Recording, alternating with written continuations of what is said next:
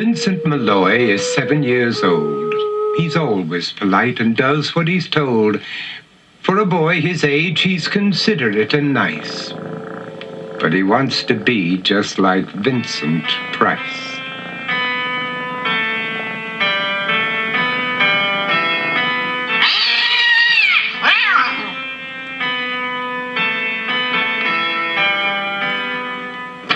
He doesn't mind living with his sister, dog, and cats, though he'd rather share a home with spiders and bats.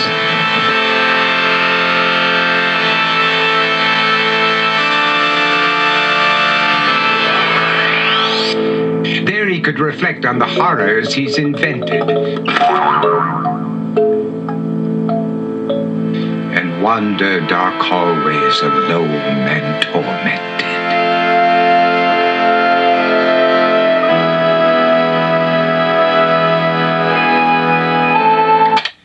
Vincent is nice when his aunt comes to see him, but imagines dipping her in wax for his wax museum.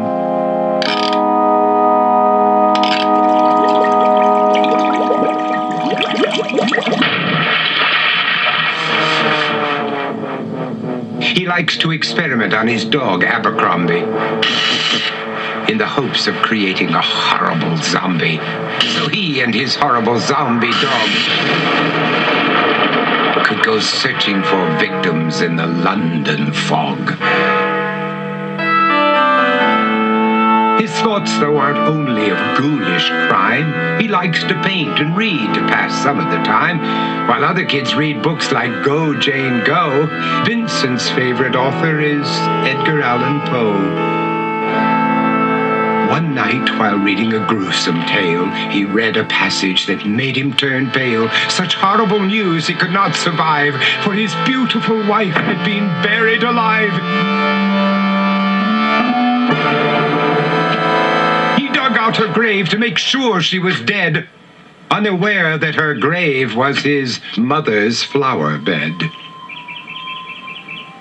His mother sent Vincent off to his room. He knew he'd been banished to the Tower of Doom, where he was sentenced to spend the rest of his life alone with the portrait of his beautiful wife. While alone and insane, encased in his tomb, Vincent's mother burst suddenly into the room. She said, "If you want to, you can go out and play. It's sunny outside and a beautiful day."